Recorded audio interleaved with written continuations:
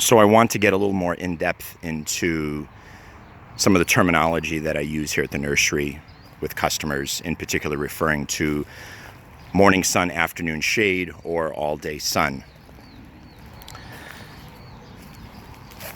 A disclaimer up front, I'm going to drag this video out as long as possible at the request of Miss Trista Marie down in Tucson, because apparently she washes dishes while she watches my videos, and the short videos cause her to have to keep stopping, drying her hands, flip to the next video. So if longer video enables her to actually wash and rinse and maybe even dry and put the dishes away.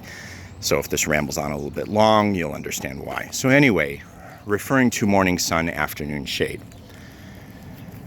Summer here in Phoenix is really tough on non-native plants. Tropicals, subtropicals, some stone fruits when they're young. Now, mid-October up through sometime in April-ish, beginning of May, the tree's going to want full sun. Everything wants sun. But once we start creeping into mid-May, beginning of May, when the temps start reaching 100, morning sun, afternoon shade comes into play. Now, morning sun, afternoon shade means different things to different trees. And what I mean is that a mango, a starfruit, a jackfruit, the annonas, morning sun, afternoon shade to them is exactly as it sounds. Sun till noon, and then shade the rest of the day. I like to give them 50% shade fabric or filtered sun underneath some other trees. But in reference to loquats, avocados, miracle fruit, coffee, noni, morning sun, afternoon shade, May, June, July, August, September, really means 9:30, 10 a.m. because our sun is really strong here. And once we get to 11:30 a.m., 12 p.m., it's just too much for some of these young plants that are not established yet.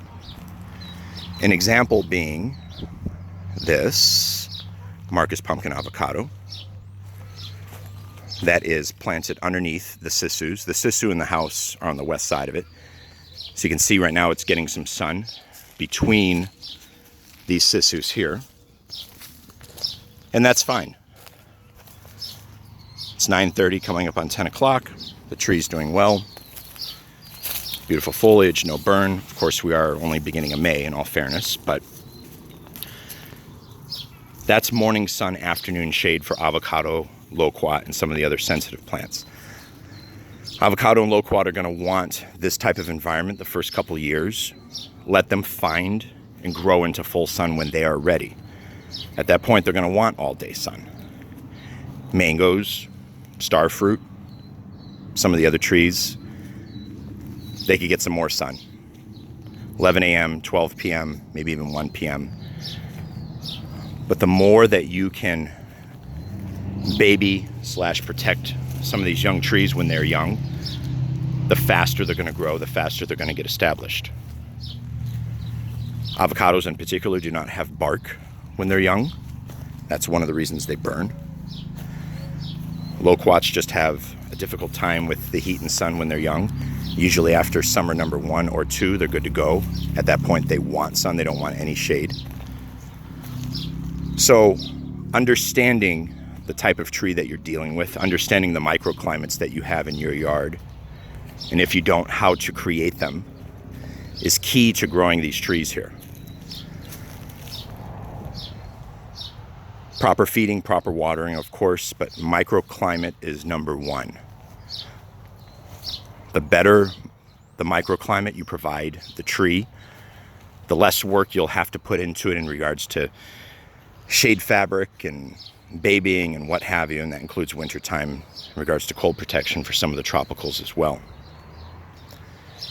So if you come down to the nursery and you're thinking about buying some tropicals or subtropicals, please bring a notepad, take notes. I'll give you whatever information I have, whatever I've learned about each particular tree. If you have any questions, please ask in our Facebook group, Living the Green Life, or on our Instagram page, Seamus_O'Leary_. Thank you and have a wonderful Saturday.